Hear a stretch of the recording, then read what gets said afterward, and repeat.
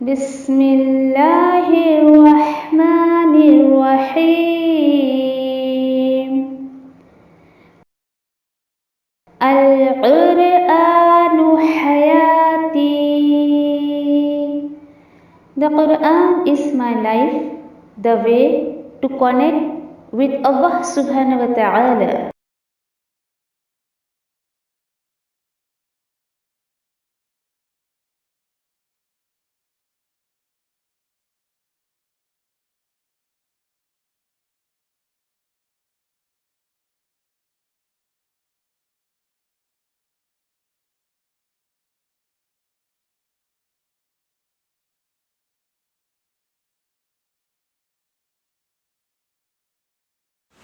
السلام علیکم ورحمۃ اللہ وبرکاتہ.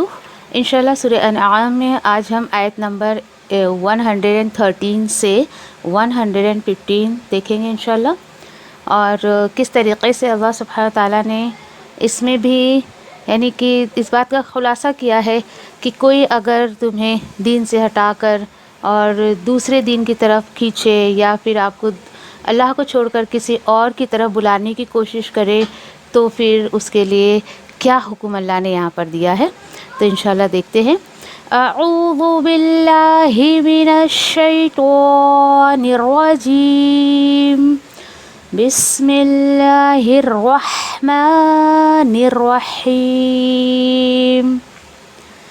وَلِتَصْغَىٰ إِلَيْهِ أَفْئِدَةُ الَّذِينَ لَا يُؤْمِنُونَ بِالْآخِرَةِ وَلِيَرْدُوهُ وَلِيَقْتَرِفُوا مَا هُمْ مُقْتَرِفُونَ.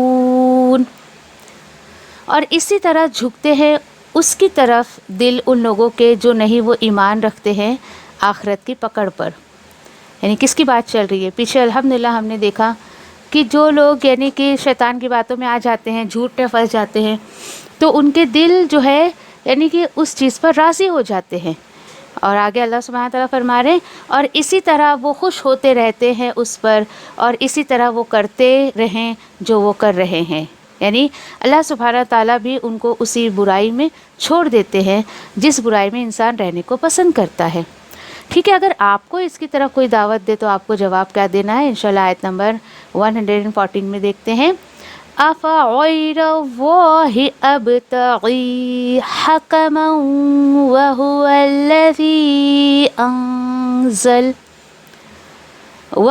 الَّذِي أَنزَلَ إِلَيْكُمُ الْكِتَابَ مُفَصَّلًا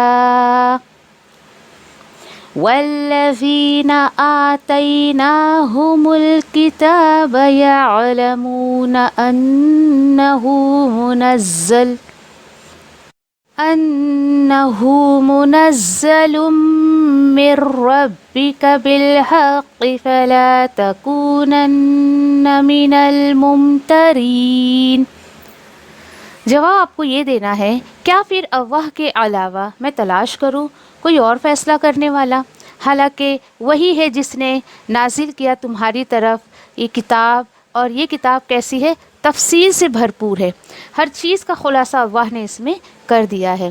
اور وہ لوگ جنہیں دی گئی کتاب انہیں معلوم ہے کہ یہ نازل شدہ ہے آپ کے رب کی طرف سے اور بالکل حقیقی مقصد کے تحت اللہ نے اس کو اتارا ہے، تو نہیں تم ہو جانا شک کرنے والوں میں سے. کوئی دیکھیے کتاب کی بات سن کر شک کرے تو کرنے دے. اللہ سبحانہ تعالیٰ مجھے آپ کو نبی کریم صلی اللہ علیہ وسلم کے تھرو میسیج دے رہے ہیں، ہمیں اس کتاب میں کوئی شک و شبہ نہیں رکھنا چاہیے. آیت نمبر 115. وَتَمَّتْ كَلِمَةُ رَبِّكَ صِدْقًا وَعَدْلًا لَا مُبَدِّلَ لِكَلِمَاتِهِ وَهُوَ السَّمِيعُ الْعَلِيمُ. اور تمام ہوئے کلمات تیرے رب کے، جو بھی اللہ نے وعدہ کیا وہ باتیں ساری پوری ہوئی، اور وہ باتیں سچائی اور عدل اور انصاف کی بنیاد پر ہیں. نہیں کوئی بدل سکتا ہے اس کی بات کو، اس کی کلمات کو، اور وہی خوب سنتا جانتا ہے بے شک.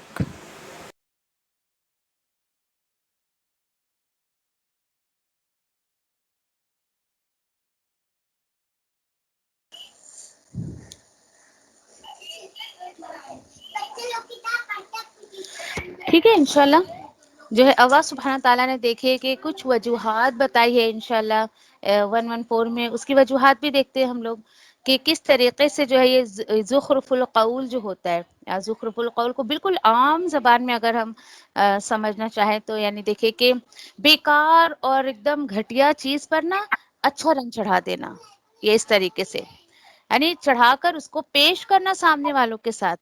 آج دیکھیے کہ یعنی کہ اس لیے کہ جو حق بات ہے لوگ اس سے جو ہے وہ پھر جائے، اس سے ہے جو لوگ ہٹ جائے. اسی طریقے سے پھر یہ بھی بات میں نے آپ کو بتائی کہ کس طریقے سے آج لوگوں نے دیکھے کہ دین میں جو چیزیں نہیں ہیں اس کو بھی لوگوں کے سامنے پیش کیا کہ بھائی یہ جو ہے یعنی کہ دین کو جو تم یعنی کہ بالکل اس کو یعنی ایک دم یوں ہی بس ایسے ہی استعمال کرو، کتاب و سنت پر عمل نہیں کرو چلے گا. اور پھر میں نے آپ کو ایک مثال دی نبی کریم صلی اللہ علیہ وسلم کی کہ کس طریقے سے اگر مکہ والوں کو کہتے بھائی اس کا وظیفہ کر لو تو تمہیں یہ مل جائے گا وہ مل جائے گا، تو اس طریقے سے بھی اگر کسی کے سامنے آپ دین پیش کریں تو بہت آسانی سے مان لیتا ہے پھر اسی طریقے سے لوگوں کو دیکھیے یہ بڑا اچھا لگتا ہے، ہاں بھائی چلو قرآن میں پڑھ کے پانی پہ دم کر کے دے دو، ہاں بھائی اس کو پی لو بہت شفا ہو جائے گی. لیکن یس ڈیفینیٹلی نو ڈاؤٹ کہ اللہ سبحانہ تعالیٰ نے خود قرآن میں فرمایا کہ اس میں شفا ہے، لیکن اس میں شفا کس کی ہے؟ جو قرآن کو پڑھتا ہے سمجھتا ہے عمل کرتا ہے تو اس کے دل کی بیماریاں کون سی؟ دل میں جو حسد، بغض، جلن یا شرک یہ سب تمام جو بیماریاں ہوتی ہیں نا، ان بیماریوں سے دل کو اللہ سبحانہ تعالیٰ قرآن کے ذریعے پاک کر دیتے ہیں.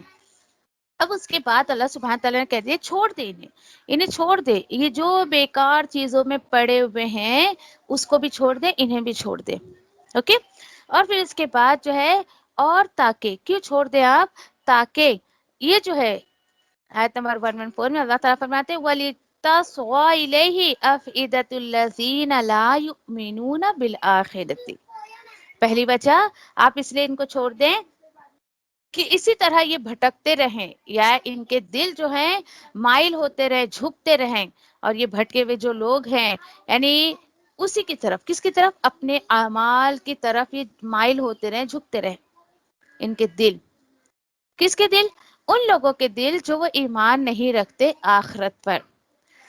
دیکھیے یہاں پر بھی بالکل بھی اتنی بڑی بات بتائی جا رہی ہے کہ اللہ سبحانہ تعالیٰ جب اللہ سبحانہ تعالیٰ کسی کو چھوڑ دیتے ہیں، اس کے پاس پکار آتی ہے اللہ کے دین کی، اللہ کے کلام کی، اور اس کو ایکسیپٹ نہیں کرتا ہے تو اس کے برے اعمال میں اللہ سبحانہ تعالیٰ اس کو چھوڑ دیتے ہیں. کیوں؟ کیونکہ دیکھیے انسان جب دنیا میں پڑا ہوا رہتا ہے نا تو اس کو آخرت کی فکر نہیں رہتی ہے. دیٹ مین یہاں پر دیکھیے کہ یہ آخرت کے جو یعنی کہ آخرت کی فکر نہ کرتے ہوئے بالکل دنیا کرتے رہتے ہیں.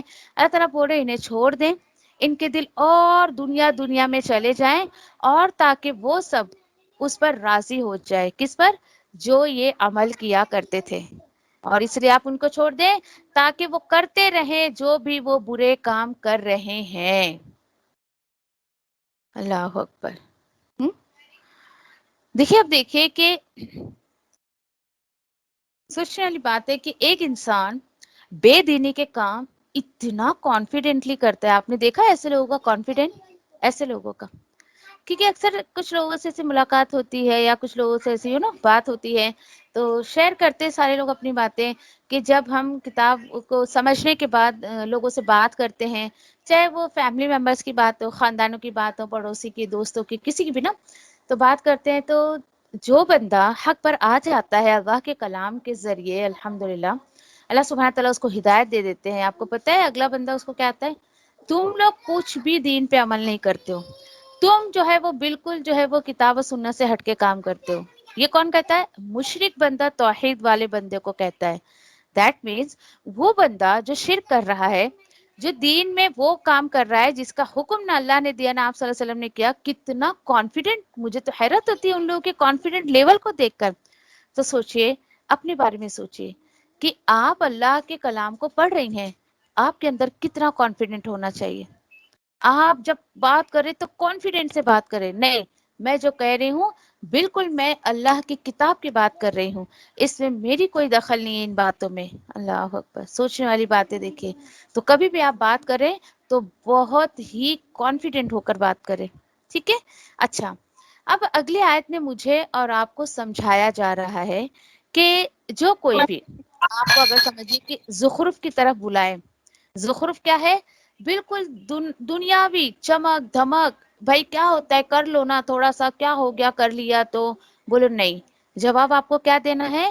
اگر آپ کو کوئی بلائے تو آپ جواب دیں ان کو، افغیر اللہ ابتغی حکما وہو الذی انزل الیکم الکتاب المفصلا.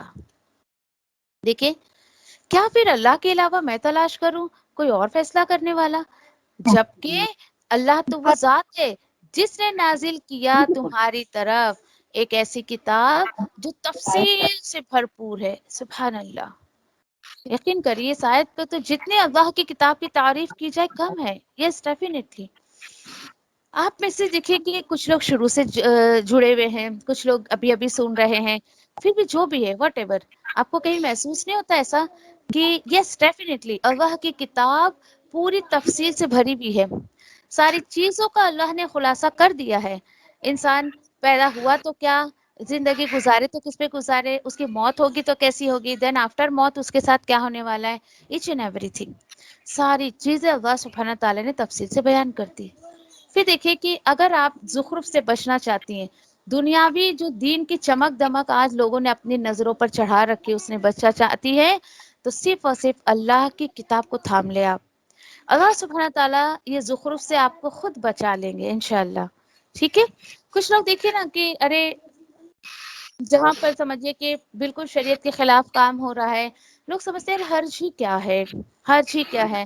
اچھا بڑے مزے کی بات آپ یہ سنیے کہ چونکہ آپ اللہ کے راستے میں نکل چکی ہیں، اللہ کے کلام کو سمجھ کر اپنی زندگی کو اس طریقے سے گزارنے کی کوشش کرتی ہیں، یقین کریے زیادہ تر لوگ آپ کو اور جان بوجھ کر بلائیں گے اپنے بے دینی کے کام میں، اپنے رسومات میں، اپنے جو ہے وہ باپ دادا کے کام جو کرتے ہیں وہ دین کا نام لے کر آپ کو اس لیے بلائیں گے تاکہ وہ لوگوں کو یہ دکھائیں کہ بھائی کچھ نہیں ہوتا، کوئی حرج نہیں ہے، کوئی حرج نہیں ہے.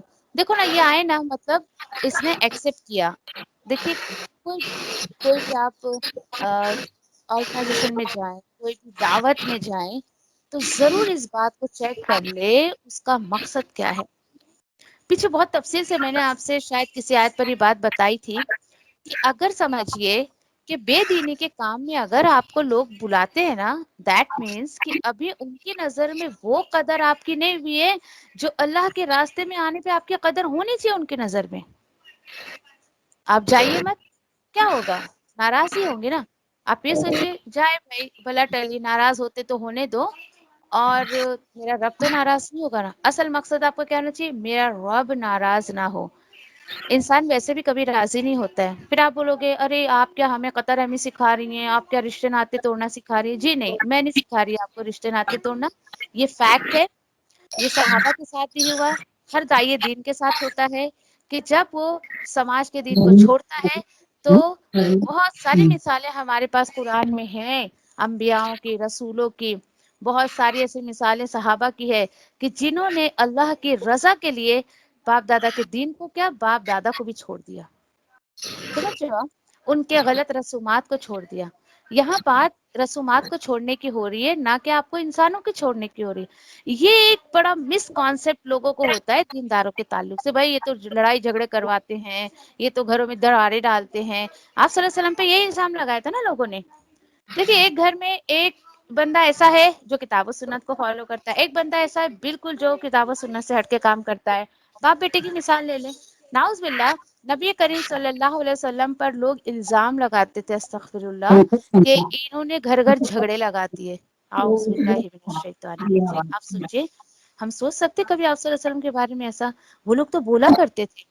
تو اکثر ایسے ہی ہوتا ہے، جب آپ غلط رسومات کو چھوڑیں گی، باپ دادا کے دین کو چھوڑیں گی تو یہ تھپا آپ کے اوپر ضرور لگے گا، بھائی اس نے تو رشتے ناطے چھوڑ دیے. نہیں، بولو میں نے رشتے ناتوں کو نہیں توڑا ہے، میں رشتے ناتوں کو نہیں چھوڑ رہی ہوں، میں آپ کی غلط رسومات کو چھوڑ رہی ہوں.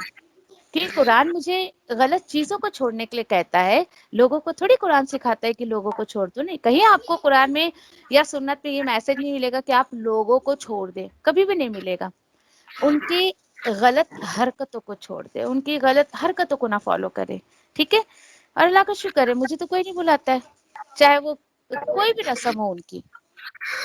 کچھ بھی، چاہے وہ دین کا نام لے کے رسمیں کریں یا دنیا کا نام لے کے کریں، اللہ کا میں تو شکر ادا کرتی ہوں، مجھے تو کوئی افسوس بھی نہیں ہوتا، میرے سگے سگے رشتے والے نہیں بلاتے مجھے، میں تو شکر ادا کرتی ہوں اللہ کا، اللہ تو نے میرے وقت میں برکت کیسے دی، یہ بیکار چیزیں، بیکار چیزوں کی بیکار رسومات جو میری زندگی سے نکلی ہے نا، یہ اللہ کا شکر ہے کہ میرے وقت میں برکت اس طریقے سے ہوئی۔ لوگ اکثر پوچھتے ہیں مجھ سے، بھائی اتنا کیوں کیسے کر لیتی ہو تم، گھر کبھی باہر کبھی کلاسز بھی، یہ بھی وہ بھی، میں نے کہا اللہ کرواتا ہے، میری کیا ذات ہے، میری کوئی طاقت نہیں ہے، لا حول ولا قوت الا باللہ۔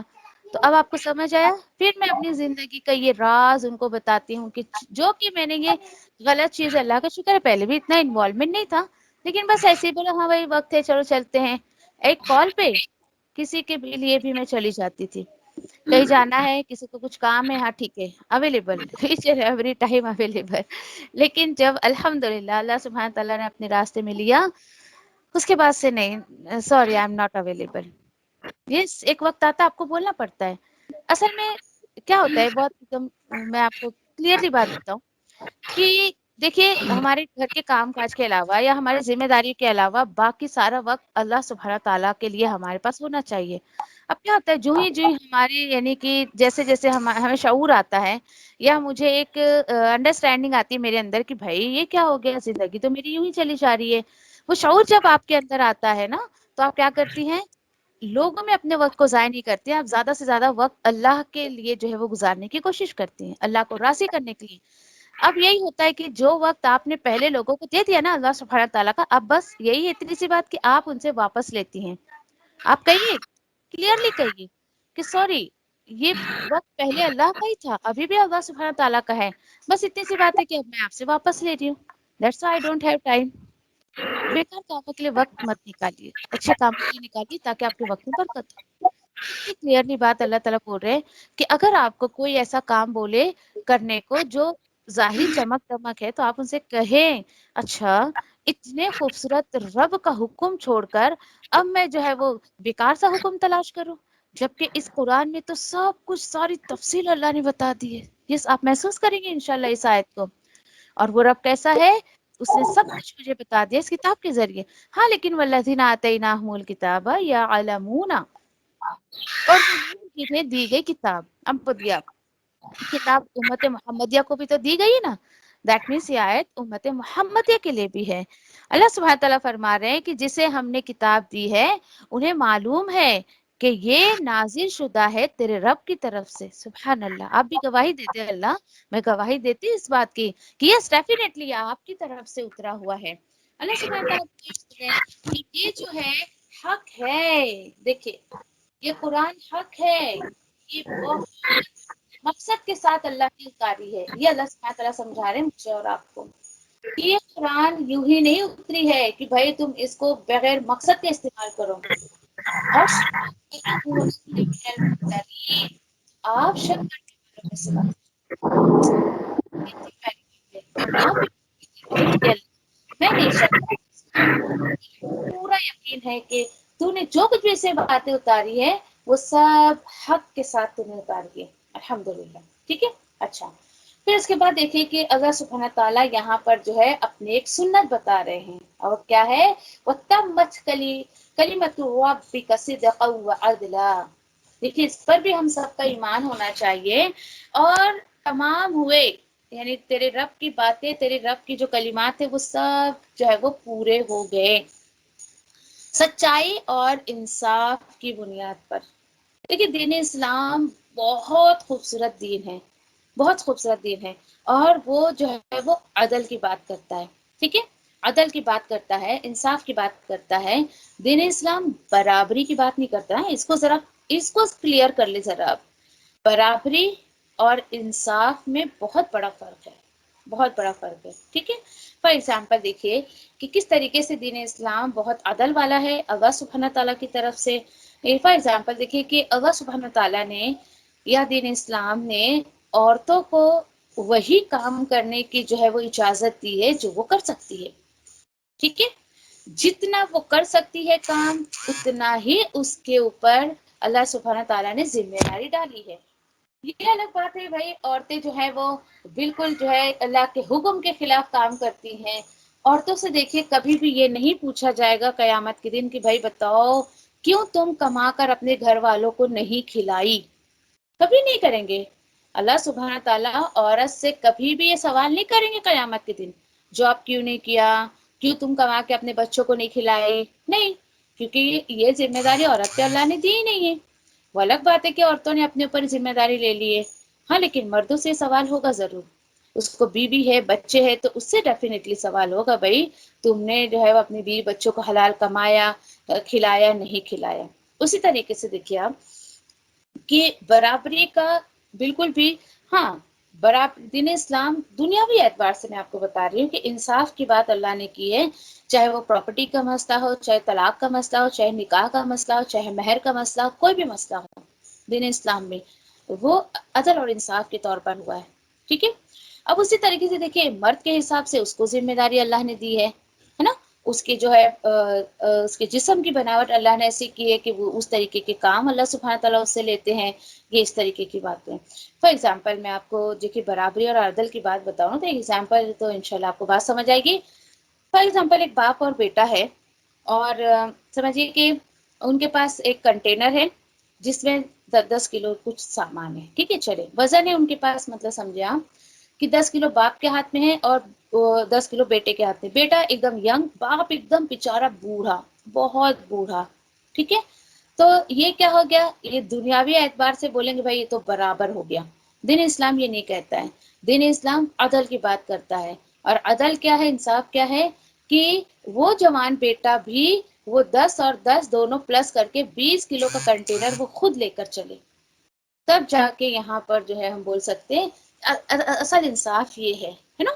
انصاف یہ تھا کہ باپ بیچارہ بوڑھا ہے، وہ ایسے ہی چلے، وہ خود کو سنبھال نہیں پا رہا ہے تو وہ وزن کیا سنبھالے گا، یہ ہے اصل میں دین اسلام۔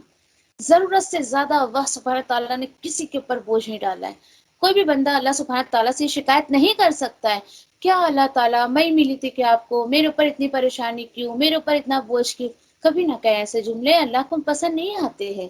دیکھیں کہ جس رب نے پیدا کیا ہے کیا وہ رب نہیں جانے گا کہ میری بندی کے اندر کتنی کیپیسٹی ہے، وہ کتنا برداشت کر سکتی ہے۔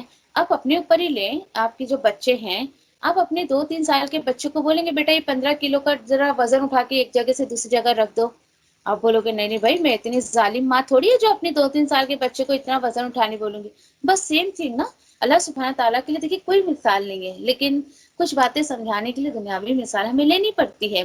تو جو رب جس نے ہمیں پیدا کیا ہے، تو آپ یہ سوچ سکتی ہیں کہ وہ رب تعالیٰ نعوذ باللہ ہماری جو ہے مطلب طاقت سے زیادہ ہمیں ذمہ داریاں دے گا، کبھی مت سوچے ایسا، بالکل اپنے آپ کو ہلکا پھلکا رکھیں، جو بھی آپ کے ساتھ زندگی میں ہوتا ہے یہ سوچے سب اللہ کی مرضی ہے، ٹھیک ہے، اوکے۔ اللہ سبحانہ تعالیٰ وہی بتا رہے ہیں کہ اللہ سبحانہ تعالیٰ کی جو باتیں ہوتی ہے وہ سچائی اور عدل انصاف کی بنیاد پر ہوتی ہے، اور کوئی بھی نہیں بدل سکتا ہے اس کی بات کو، اور وہ کیسا ہے، وہ سمیع العلیم۔ بھائی کسی کو بڑا ایسا لگتا ہے، کچھ لوگ تو واقعی یقین کریے کہ بندے کو جینے نہیں دیتے، ہائے رے بیچارہ ہائے رے بیچاری کر کر کے اس کا جینا دو بھر کر دیتے ہیں۔ آپ کہیے کہ نہیں مجھے کچھ فرق نہیں پڑتا ہے، چاہے وہ دیکھیے کوئی بھی معاملہ ہو آپ کا، یہ کہیے کہ ہوا سمیع العلیم، اللہ تعالیٰ سب سن رہے سب جانتے ہیں، تو یہ اللہ سبحانہ تعالیٰ سے بات کیا کرو کہ اللہ تو سب سنتا ہے سب جانتا ہے تو سب کچھ دیکھ رہا ہے۔ ایسے دیکھیے کہ چپکے چپکے آپ اپنے آپ کو اللہ کے حوالے کر دیں، اور چپکے چپکے آپ اللہ سے بات کرنا شروع کر دیں، انشاءاللہ دیکھیے کہ آپ کو اپنا غم نہیں لگے گا، کیوں؟ کیونکہ دیکھیے کہ جسے رب تعالیٰ تھام لے تو وہ بندہ کتنا خوش نصیب ہوگا۔ دعا کریے اللہ میں لوگوں کی نہیں ہونا چاہتی ہوں، میں تیری ہونا چاہتی ہوں، اللہ تو مجھے تھام لے، ٹھیک ہے انشاءاللہ۔ تو اللہ کے حکم سے ہماری جو ہے اتنی آیتیں ہو گئی ہیں الحمدللہ، تو کوشش کرے آیتوں کو سمجھنے کی، سن کر اس کو عمل میں لانے کی، اپنی زندگی میں لانے کی انشاءاللہ، ٹھیک ہے انشاءاللہ، آمین یا ربی۔